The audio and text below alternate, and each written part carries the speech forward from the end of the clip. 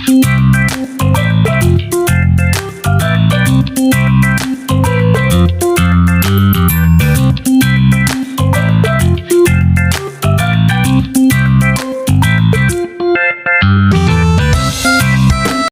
back to my channel Cambosdar. Please like and share, hit notification bell for my video update. Paalala sa publiko, Universal Social Pension, hindi pa batas.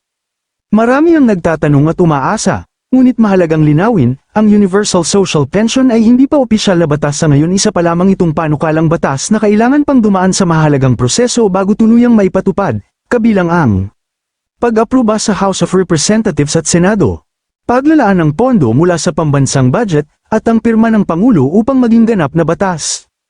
Hanggat hindi natatapos ang lahat ng ito, wala pang ipinapatupad na Universal Social Pension at wala pang opisyal na pamamahagi ng benepisyo. Mahalaga ito lalo na para sa mga senior citizens at kanilang pamilya upang maiwasan ang kalituhan at maling impormasyon. Patuloy pa rin ang pagtalakay sa panukala, at hinihikayat ang publiko na maghintay lamang sa opisyal na anunsyo mula sa pamahalaan. Ikaw, ano ang opinyon mo, at sa iba pang balita sa Universal Social Pension ng mga matatanda? Sa tingin mo ba ay dapat nang ipasa at pirmahan ang Universal Social Pension?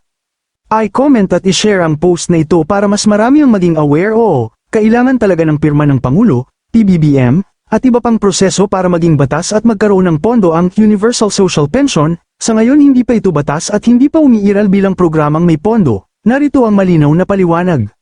Isa, hindi pa ito batas ang Universal Social Pension, na magbibigay ng pensayon sa lahat senior citizens, hindi lang sa indigent, ay panukalang batas pa lamang at hindi pa naipapasa sa Senado at hindi pa napipirmahan ng Pangulo kaya hindi ito umiiral bilang batas at wala ring implementasyon at pondo ngayon. Dalawa, kailangan ng pirma ng Pangulo para maging batas ang anumang panukalang batas sa Pilipinas. Dapat aprubahan ng House of Representatives, dapat aprubahan ng Senate. Isusumite sa Pangulo para pirmahan o i-veto. Kapag pinirmahan ng Pangulo o hindi niya pinigilan sa loob ng limitadong araw, ito ay magiging batas. Kaya oo, kailangan ng pirma ng Pangulo, tulad ni PBBM ngayon, para tuluyang maging batas ang Universal Social Pension Bill. Tatlo, pondo. Hindi pa rin umiiral ang pondo para sa Universal Social Pension dahil hindi pa ito batas at wala pang alokasyon sa national budget.